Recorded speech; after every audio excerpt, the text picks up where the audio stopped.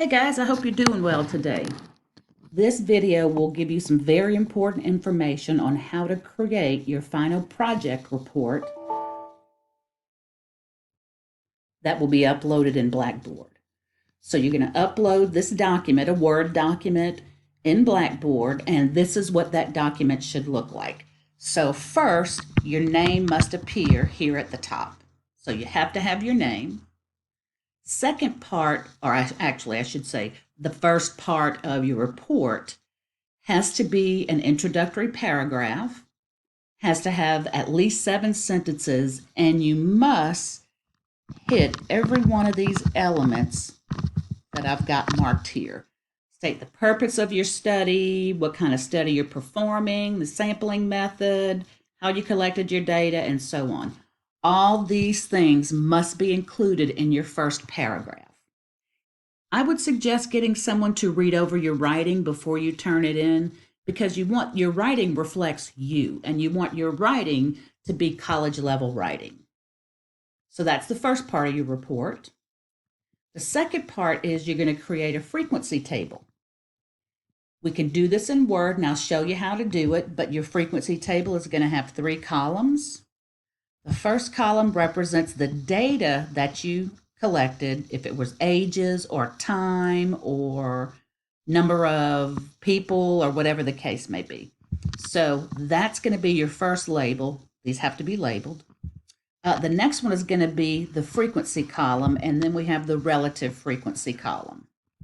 So I'll gather my data, I'll look at it and see how many of them fall in each of these categories. Suppose 10 people answered on this survey. Let's say the survey said, what age were you when you had your first child?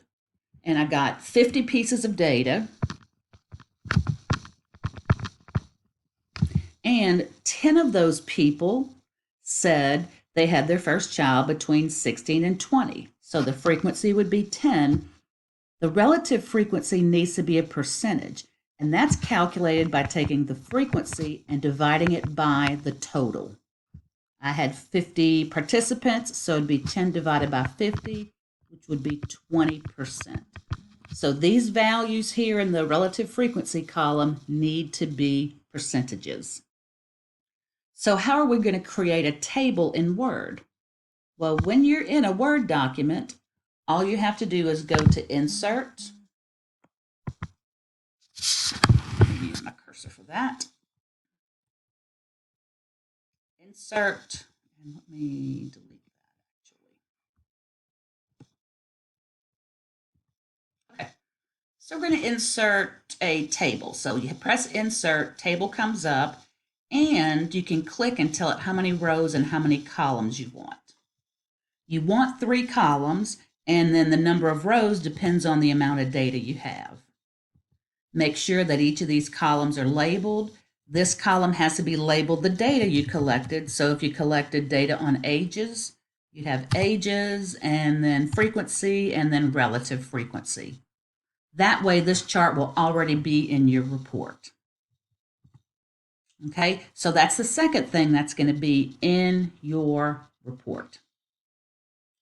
The next part is you need to create an appropriate graph of your data based on your frequency table, or maybe not necessarily based on your frequency table, because if your data is binned, well, we'll take a look at that. So your graph must have a title, like we see here, age data. Each of your axes must be labeled. The horizontal axis represents the ages. The vertical axis represents the frequency of occurrence in that particular category. So we're going to go to Chart Go, and I'm going to show you how to create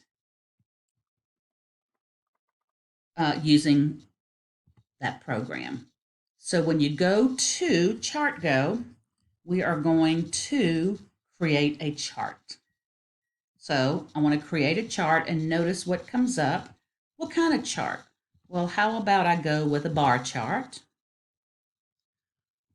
You can play around with the width and the height, but leave it as it is and then see what happens after you create it. You can pick a background color. Label orientation, so we want our labels to be in a horizontal format. The title, so I would have to give it a title, and I would say ages when gave birth. All right. Subtitle, I don't need a subtitle. I need a title for my x-axis, and that would be ages. My y-axis would be frequency.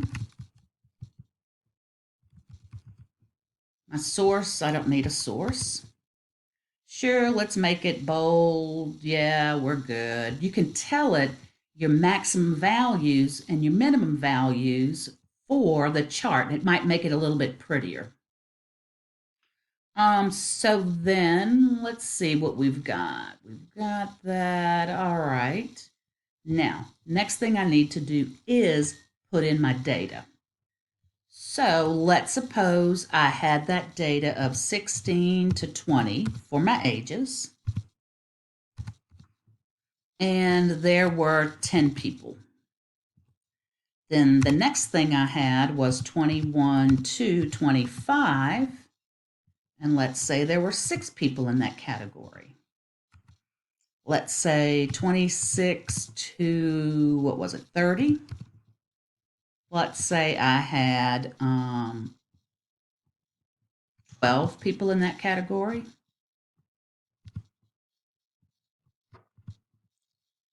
Let's say 31 to 35. I had 9. And my last column was like 36 to 40. Is that right? Yeah. And let's say I had 3 people there. So I set up my data in my X column. I set up my frequency data. And man, I think that's pretty much all we need. Not sure about groups. Let's see what the default color looks like, and let's create it. Very nice. So ages when gave birth. I have my information here. This graph tells us a lot about our data. The majority of people had their first child between the ages of 26 and 30. Now let me show you an awesome tool that you can use to get this into your report. Search your computer for something called a snipping app. So I typed in snip and I've got the snipping tool. What you can do is when this tool comes up, just hit the new option. And what it does is it allows you to snip whatever values or whatever picture you want on your display. So I just snipped that graph. Now, once it's snipped, it'll show it to me. And what I'm going to do is copy it. So I've snipped it, I've copied it. I'm going to go to my report. And when I come over here in the place that I wanted, I'm going to hit Control V. And what that does is that puts that particular snippet inside your report. Very easy to do. Okay, so that's how you can get your graph into your report. Next part, you will need to calculate some values. And you don't have to do this by hand. We're going to go to the stat calculator that I have mentioned in the program to do this. All we need to do is put in our values. So let me show you how that's done.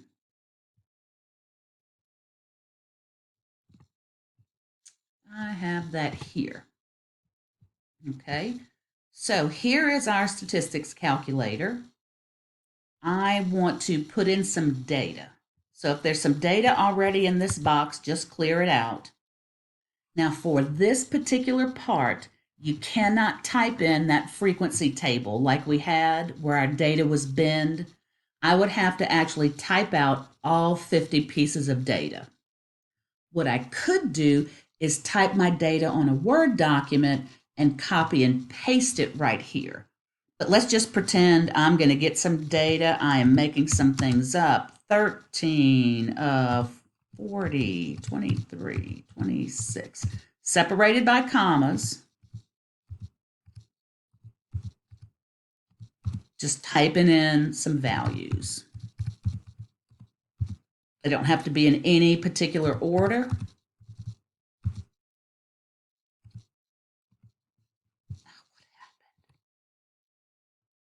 Okay. 22, comma, space, 41. All right, 33, 21, 16, 17, 18. Okay, we got some data.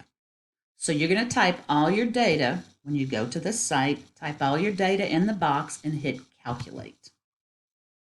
What this does is it calculates all these important statistical values: the mean, the median, the mode, the largest, the smallest, the range, and this sample standard deviation, which is actually the standard deviation that we use as our result. Not the regular standard deviation, we'll always use the sample standard deviation.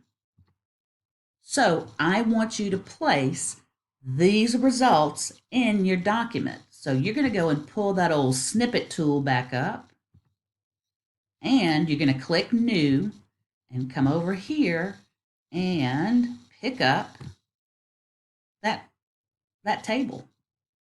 Then you're going to go up to Edit, and you're going to copy that table and go to your Word document and hit Control V, and that places that part in your document. And all you have to do is you can resize it, you can double click it and put a nice border around it. You could use that as a border. You know, you can get real fancy with the borders that you put on here. All you have to do is double click an image, and this will pop up, and just pick, you know, whatever image you might like to place on it. And did I lose it? Oh, there it is. Yeah, that's probably not very effective, but you know, just pick one. That's nice. So now here's what I've done. I have written my paragraph for part A. For part B, I have inserted my table with my data. Part C, I went to ChartGo, created a graph and snipped it and placed it in my project. Part D, I went to the stat calculator, put in my data, got those results, and now that is pasted in my report. Okay. When you do part D, you need to take that sample standard deviation, take that value right there, and interpret it. You need to interpret I need an interpretation of your standard deviation. Go back and look at my videos, 6A or 6B on standard deviation, on how to interpret a standard deviation. Okay, so now we're down to part E. And part E says, let's determine the 5-number summary and create a box plot. Well, we're going to go to this calculator, this box plot calculator, and calculate our 5-number summary and our box plot. So go back here, and I think I still have that one open. I do. So when you go to box plot calculator, box and whisker, first thing is you need to give the y-axis a title. And it's going to be, in this case, I collected data on ages, so it's going to be ages. Then I'm going to type in that data again. And you can't use the frequency table because you can't put that binning type data in here. You're going to have to, and that's why I said earlier, type it all out in a Word document and just copy and paste your data right here. Now, it may come up that you have a bunch of groups listed right here, and we only want one group. So if you have a bunch of groups listed, just hit delete group so you have just one. Once your data is put in and you put your title of your data, which is ages in this case, all you want to do is hit draw. And what it does is it creates your box and whisker plot. It has your low, your high value, and it has your 5-number summary right here at the top. So we'd go to old Mr. Snippet tool, hit new, snip the top table and the graph, and then I would say copy and go into my report and hit paste or Control V. And now I'll give it a nice border. Now you have that part of your project done. But hold off. I want this picture, but below that picture, I need you to make a statement of the 5-number summary. So you would say the 5-number summary is whatever those values that you have there on the top. So those values right here are your 5-number summary, and I want you to state that summary below your graph. All right, we're now down to the last part. You have to write a 1-paragraph conclusion about your study. What did you learn from the study? Could you extend the study? Were you left with any questions after conducting the study? Do you think your sample was biased? Maybe you just chose friends and family, because there could be some bias. Any other information that you want to put in your conclusion, go ahead and do so. And so that would be the end of the results. But you want to put all of those elements listed here in your conclusion. Once you get these 6 pieces done, your report is done. So a paragraph at the beginning, an intro paragraph, a paragraph at the end, and then in the middle, what you're going to have are the frequency table, you're going to have the graph, you're going to have the results, the statistical calculations, and then you're going to have one last thing, which is the box plot and the 5-number summary. Shouldn't be bad. So I hope this is helpful. Please let me know if you have any questions, but this is the setup of the report that you are going to create for this project.